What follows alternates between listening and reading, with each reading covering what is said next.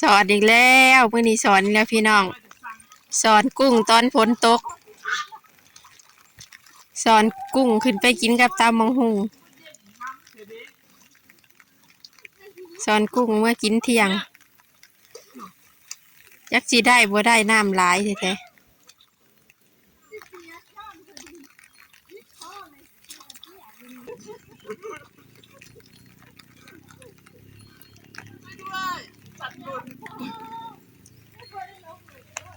มีแต่ปลาผักเกษตรพี่น้อง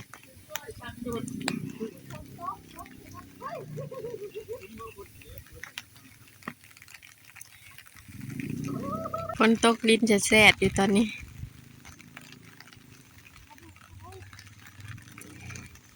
คิดว่าฝนสิหยุดตกเลยพี่น้องทั้งก็หยุด2-3 มื้อมาอีกแล้ว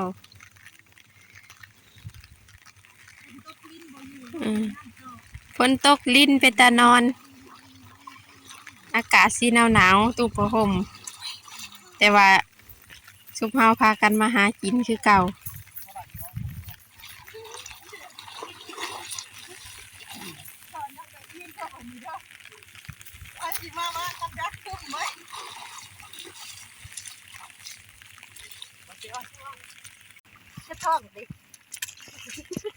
อันเนี้ยบ่เดี๋ยวบอกอันเนี้ย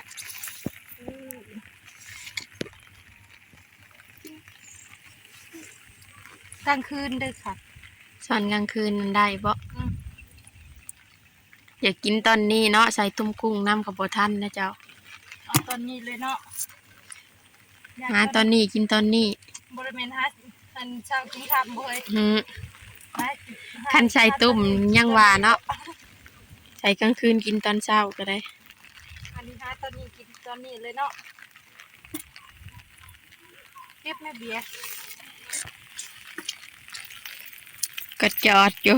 มาตกน้ำนี่ก็จอดลงเลยบ่ได้เพี้ยหากันไม่ทราบผู้สาวหากินหมานพี่น้องประมาณนี้สองสาว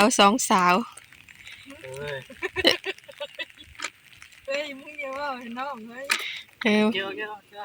สอนก็ไปกันมาน้องปวดเอว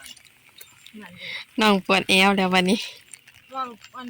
เปิดนั่นเป็นเมนเลยเป็นเมนเราเบียร์เนาะ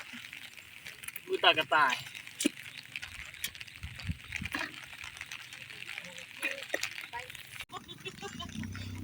เจ้าพ้นม่วนพี่น้องม่วนเล่นน้ำแล้วเจ้าพ้นนี่นะไปเบิ่งแล้ว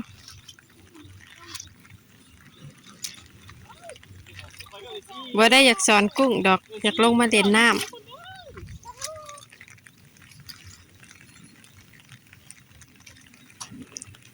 จนนั่นแซมตะพัง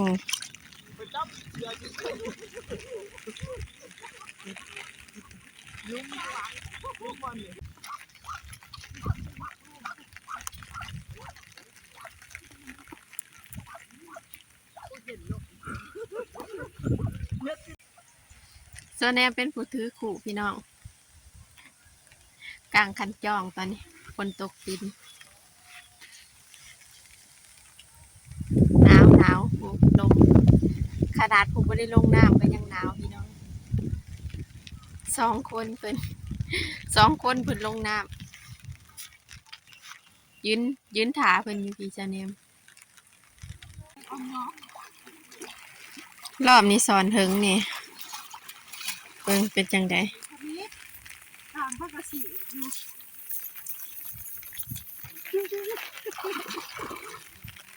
ปอดอปลาดูปลารสบ่เวียนเพียงกันเจ้าฝนนั่นเพียงคอพี่น้องวัดกันความสูงลงน้ำบ่ต้องเบิ่งหยังให้ยากสิมาวัดอันเด้วัดก็อยู่ใกล้ๆบ่โอ้รอบนี้ได้หลายอยู่เนาะมันเล่นกันออกเนาะกลางคืนเห็นค่ะเฮ้ยอาศัยเลยบ่จังไปเลือกบ่ไป นี่นะบ่ อืม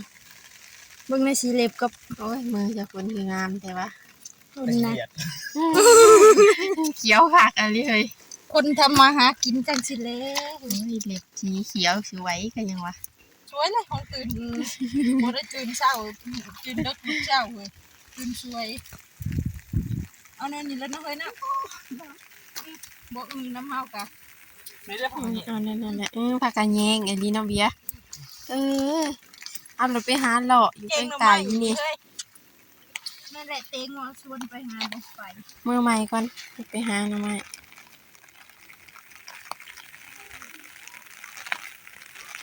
คนกับมาเรื่อย ถ้าเราอยากไปคนหยุดเฮาบ่ได้ดอก ๆคนเริ่มลงเม็ดใหญ่ในปานนี้พี่น้องโอ้เจ้าฝนเห็นแต่คอเจ้าฝน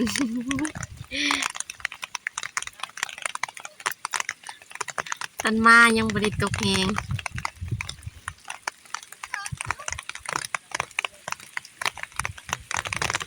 ค่ายแต่ว่าเม็ดมันห่างๆ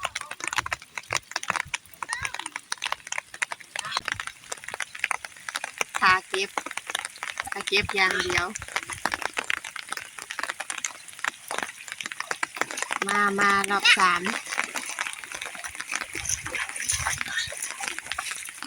ตอนวันนี้ คูณไปแล้วน้องสาวเบียร์ค่อยไปแล้วพากันสอน3 บาทพี่น้อง ไปตามมัน พอได้กิน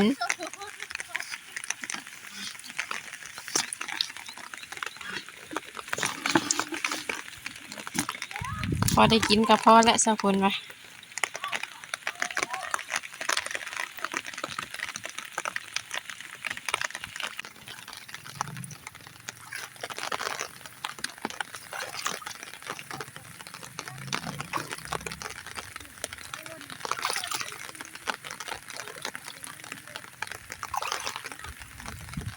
ยักว่าวยังบ่ได้ยินเลยตอนนี้ได้ยินแต่เสียงฝนแปลกปอกแปลกอยู่ บ่ได้ยินเสียงอันโตได้ยินแต่เสียงฝนตก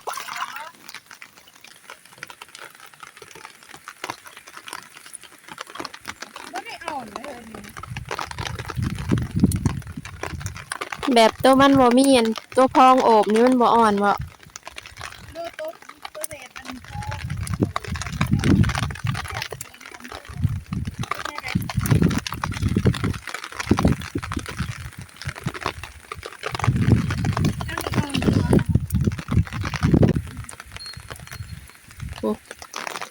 เบิ่งแน่ผู้เคยพ้นนะมันไหลมาใครแต่มันแบบไหลแบบผ่านไปก็หยุดเถิงเติบได้นี่ผ่านอยู่แต่ว่าผ่านมาเลย คือผู้บ่าวผ่านมาแล้วก็ผ่านไป ผ่านไปเลยก็ผ่านมา คุยแดงเขาทำท่อนกับป้าย เจ้าฝนเอามาเกี่ยวกันได้เฉย เด็กเลือดสีจริงจังนี่ เจ้าฝนจมเลยเด้อบัดนี้พี่น้อง ต้มใส่คนก็เถ อื อะ มว่าวเรื่องฝนผ่านมาเลยก็ผ่านไป เจ้าฝนไปหอดผู้บ่าวแล้วบัดนี้ ไปหอดได้เลยเสียใจเรื่องผู้บ่าวอกหักเนาะ อกหักก็อย่าคิดหลายหากินข้าวเดี๋ยวมันสิอ้วนยันจ่อยเด้ถ้าต้องแบบบำรุงไว้บ่ให้มีหยังมาอันนั้นความมันอ้วนของเฮาไว้ได้อุ้ยแฮงกว่าเก่าเลยบัดนี้ เอาแบบนี้เลยแบบนี้ ฝนตกแฮงเลยเด้อบัดนี้พี่น้องพากันอวยขึ้นนั่นแหละบัดนี้ เอาเหมาะสำหรับอันคนอันมาอันเข้าตัวจำได้กันฮักอันเขาคือเก่ากินไปเลยลาย ฝนเห็ดแล้วเจ้าฝนเห็ดแล้ว เก็บพักยังเกี่ยวกับเรื่องอกหักอีกได้บัดนี้พี่น้อง เกี่ยวอันแรกทำเขาเกิดกินไปเลยลายเหมาะตอนแรกกินพักกินอะไรแหละ จัง เอาเอง มันจังบ่จอย จังบ่จอย ปะ พัก บัดนี้ เขาขังเดียวนะกินเด้ออย่าลืมบอกไปเลย เจ้าเองเนี่ยกินก่อนเด้อเจ้าของเนี่ยกินก่อน ผู้เลือกกุ้งก็คือเอ้ยเฮนเองอันใส่ต้มมันก็สิบ่มีขี้เหียเนาะเอ้ยเฮน สอนให้เขาทำงาน อืมแบบอยากกินแบบเร่งด่วนที่มาตำมะหุงเฮือนเจ้าฝนพี่น้องโอ้ทานเด็ดผักเกษตรไอ้สีก็บ่ได้ธรรมดาเด้อเออ ดกลิ้นเนี่ยมาทานนี่แหละ เพิ่นผู้ยำหมักหุงไอ้สียำเรียบร้อยแล้วบ่ไอ้สี แล้วทานไปซ้ำเลย เสียดยำหมักหุงแล้วก็ตำมะหุงพร้อมเลย เต็มกระโดด เจ้ามาเก็บบินขาไฟเลยมากับฝนตกลินตกห นี่บุกเอาคน ยังเลยมาเลย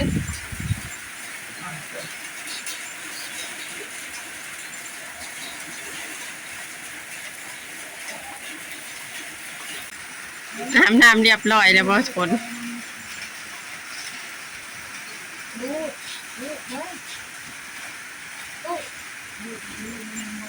เอาสิพาเต็มกระโดดโอ้โหมาเงินหลักเลย สิพากันนั่นกินนั่นตำมะหุงซุ่มแซวกันพี่น้องหลายคนมันจังแซ่บ 12คน บ่รถอีกเนาะจะกู50อยู่ให้มันอยู่หาที่ นั่งอยู่ซื่อๆก็ได้จ่ายแล้วก็สิ ซื้อกันเสียเงินเลย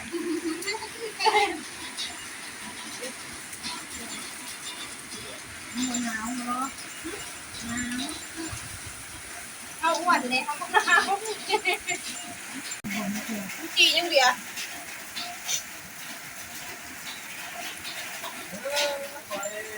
มีปิ้งเป็ดบ่ กุ้งน้องมีโตน้อยเนื้อเห็น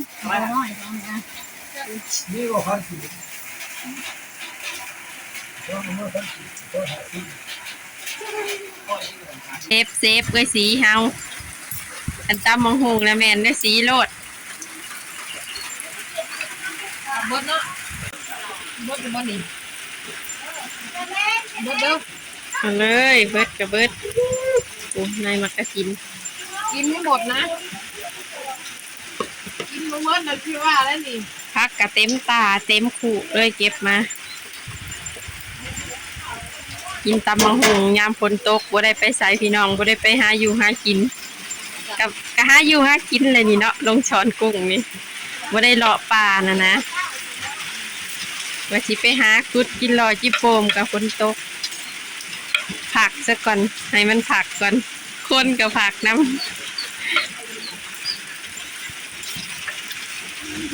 นี่กลินหอมมาดิกินน้ำลายก็เด้อบัดนี้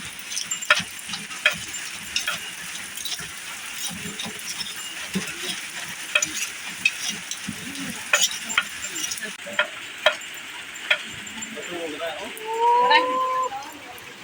ไม่ถูกนะบ่วงแล้วนะ ซื้อไปซื้อ พัน2,000ไม่ได้ไม่ถูก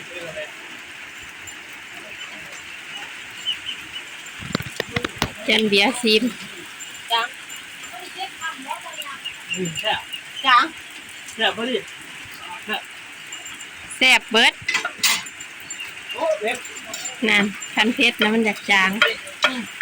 เนาะใส่ยังไง ยังบ่ได้ซีมแต่สีเซียนแล้วทั้งกินมันได้กินมันก็หูบ่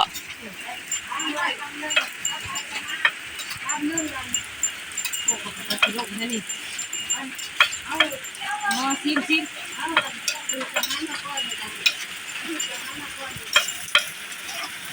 เบิ่งลูกมือสิซีมนำอีกคนที่สองครับเด้อ มาเด้อโอ้ปิดแล้ว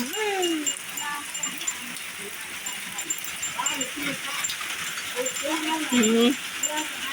บ่ เฮ็ดว้าวยังบ่ได้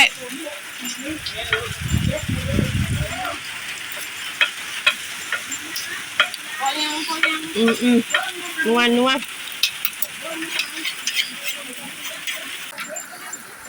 อืม เขาเรียกเราเป็นโยนพกบ่ อืมตำใจหมักผิกอะไรมันเผ็ดแห้งขนาดพี่น้อง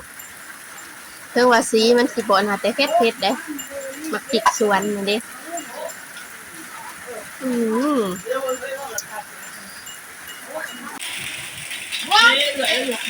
มาพี่น้องมากินข้าวนำกันเด้อตำบังฮูพี่น้อง บางทีก็เขาแก้วหุบ สองพากินข้าวคนตกลิ้น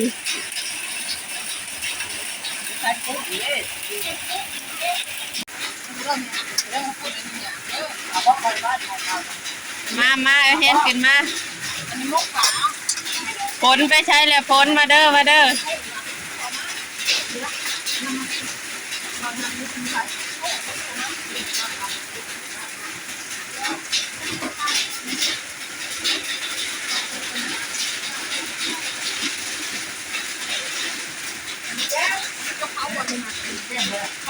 ของนัก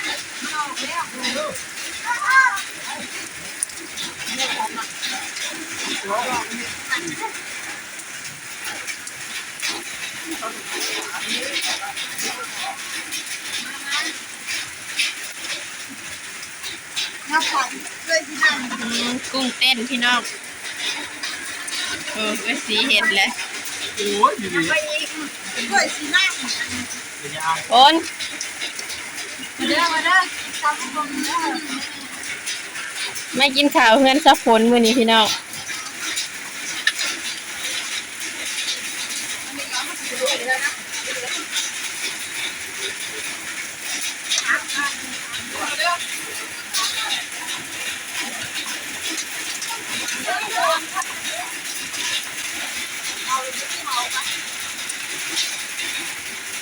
ยัดไว้ยิ้ม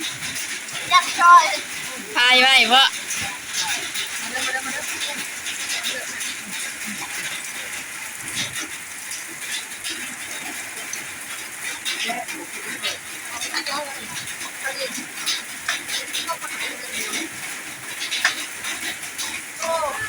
จะมาไหล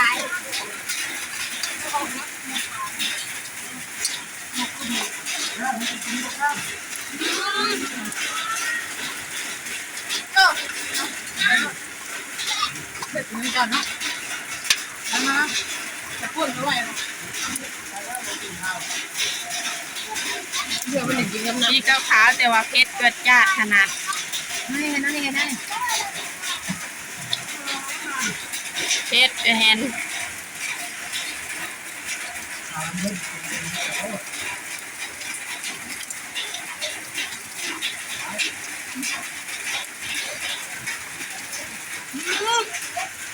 เอามาใส่มาโอ้เล่นก่อนนะ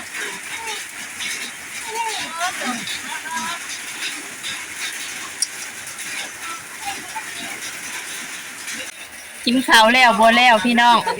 ผู้กระโต ก็สิเอาสมมาให้กินต่ออีกแหละยันอ้วนยันจอยยันจอย ยันจอย อกแม่กินข้าวไร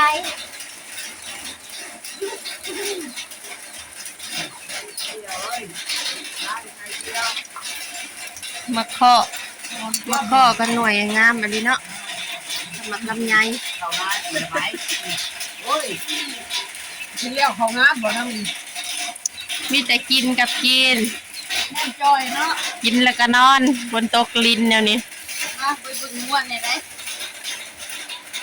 บ่สนน้ำงัวน้ำหม้อบ่งัวก็ให้มันพักผ่อนบนโต๊ะคือกัน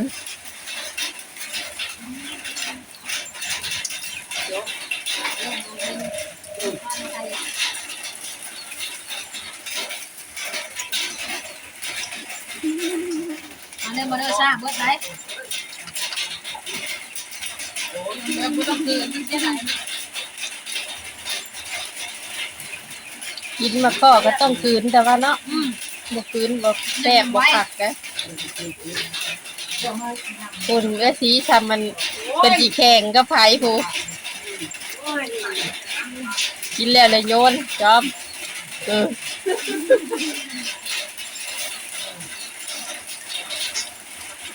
เป็นผู้วิ่งนะ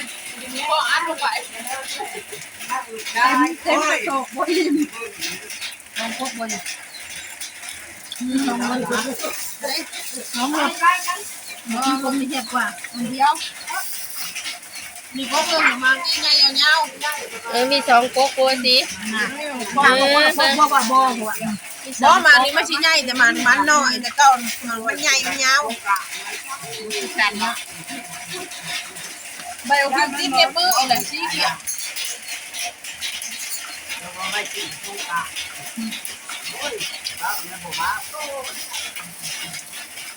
เอาพออยู่เนาะ